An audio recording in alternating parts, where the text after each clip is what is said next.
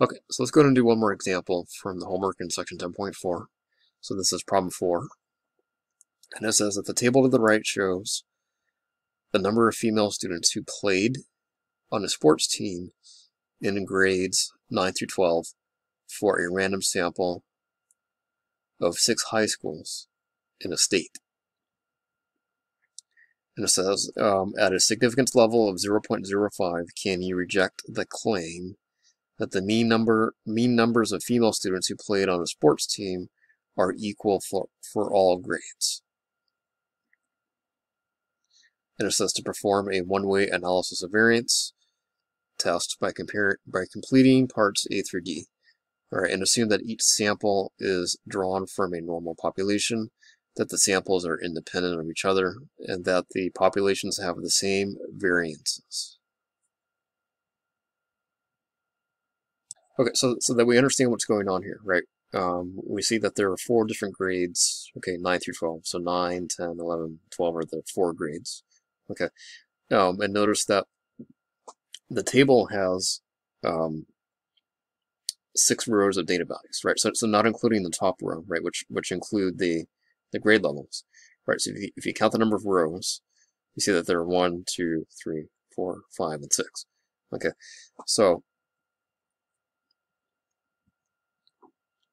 what's going on here is that each row most likely represents the different high schools. Okay, so because you have 6 rows, and in the problem it says that there was a random sample taken from 6 high schools. Okay, a random sample of 6 high schools, meaning that in one high school, right, this was the number of girls in each grade who played on sports teams, okay, in the first high school. But likewise, the second row most likely represents the number of girls in each grade who played in team sports, so on and so forth. Okay.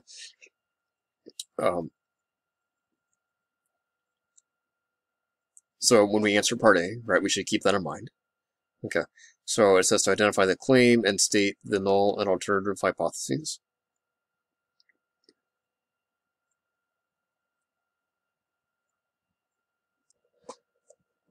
Okay, but the question becomes, right, so how many means are we comparing, right? Is it 4 or 6? So if you carefully read the problem, right, it says at the 0.05 level of significance, right, can you reject the claim that the mean numbers of female students who played on a sports team are equal, okay, for all grades? Okay, so what we're looking at is the mean number of girls who played on a sports team for each of the 4 grade levels.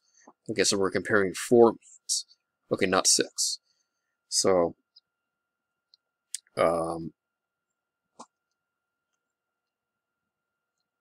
again, read the answer choices carefully and select the best one.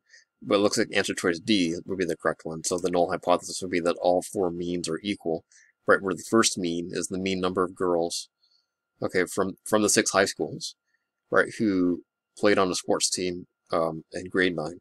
Likewise, the second mean would be the mean number of girls from all the high schools in grade 10 who played on a sports team, so on and so forth. Okay, and then the alternative would be that at least one mean is different. Okay, so why is answer choice D the correct answer?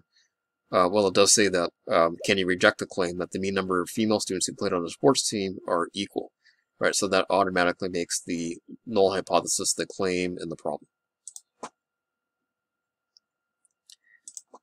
Okay, so we're on the right track. So let's go ahead and go on to the next part. Okay, in part B, it says to identify the degrees of freedom for the numerator and for the denominator, and then determine the critical value and determine the rejection region.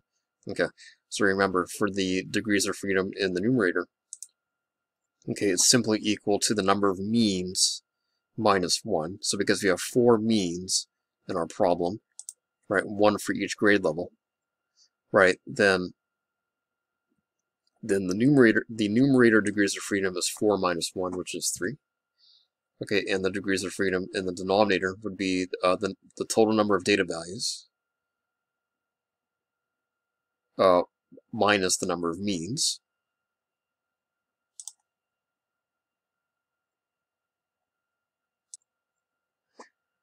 Okay, so you can see that there are 24 data values total.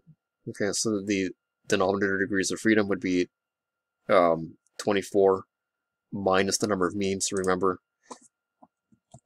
okay, n is the total number of data values, capital N is the total number of data values, k is the number of means, so 24 minus 4 is 20. So the degrees of freedom in the denominator would be 20.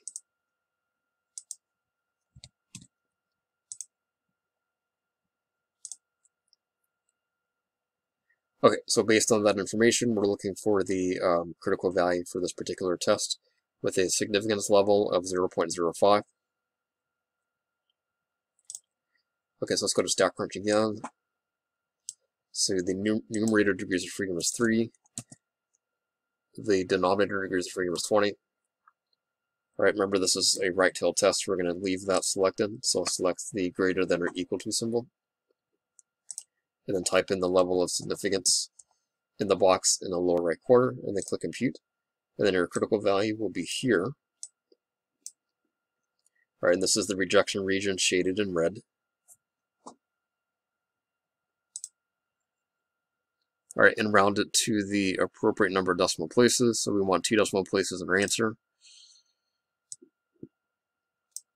Okay, so that 9 there is going to get rounded up to a 10, so it becomes 3.10 would be the critical value. So 3.10.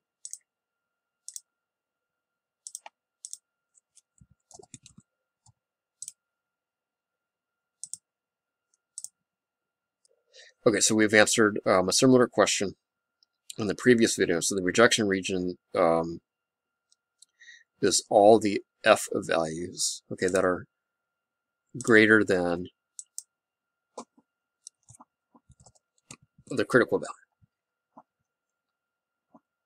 Okay, so remember this is a right-tailed test, so you're going to select the strictly greater than symbol. If you select the greater than or equal to symbol, it'll mark it wrong. Okay, so it's all the F values that are greater than 3.10. Okay, as shown in the graph here, so this is our rejection region. Okay, so now we're going to do the test statistic. So to do the test statistic, we need the data. So let's go ahead and copy the data.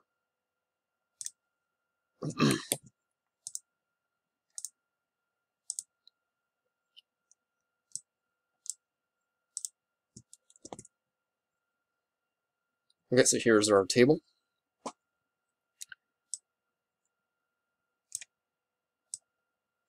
Maybe go ahead and close that.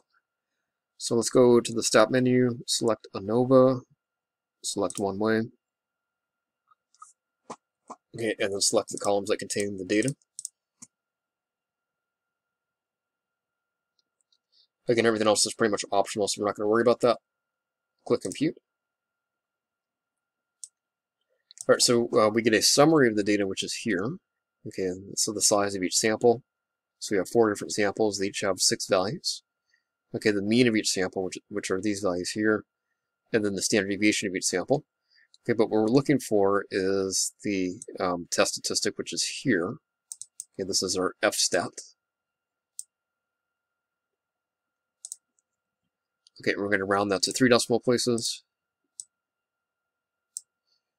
Okay, so 0.6997. All right, so what happens here is since this is a 9 and this is a 9, what's going to happen is that this is going to get rounded up to 0.700. But let's see what happens if you type in 0.699.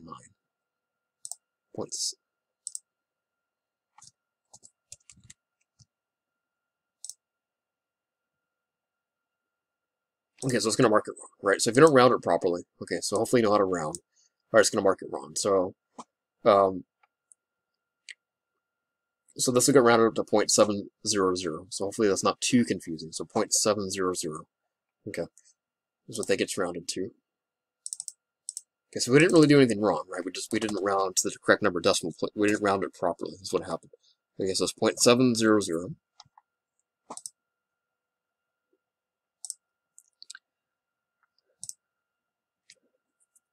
Okay, so obviously when we make a decision regarding the null hypothesis, right, we're going to compare the test statistic, okay, to the critical value. All right, so if we open that graph once again, okay, it's the F calculator, right? Our critical value was 3.10, which is the edge of the rejection region. So if our test statistic is anywhere in that rejection region, we reject the null hypothesis. Okay, but if not, then we don't reject it.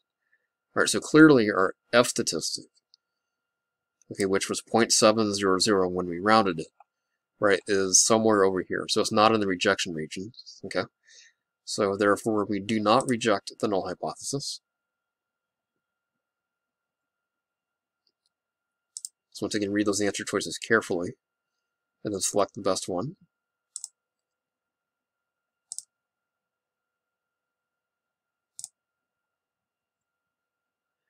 All right, then it's asking us to interpret the decision in the context of the claim.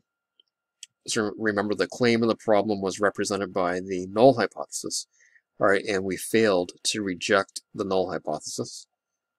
All right, so that's going to help you determine how to select the best answer choices in this part of the problem. So, in other words, okay, there is not enough evidence at the 5% level to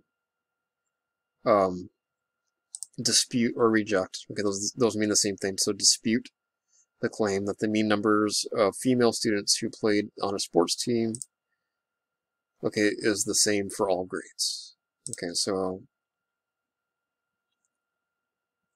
in other words, we didn't find enough evidence to conclude or to reject the claim that the mean numbers of students who played on a sports team is the same. Okay, so in other words, what that's saying is that it appears that the average number of students who played on a sports team, right, it appears to be the same for each grade level. Okay, even though the numbers are all different. Okay, so statistically speaking, right, there's enough variation that, or I should say, there's not enough variation to say that the average number of students who played on a sports team is different. So statistically speaking, right, the average number of female students who played on a sports team, right, would be considered the same, right, and that's basically what that's saying. So hopefully that makes sense. Please let me know if you have any questions, and thank you for watching.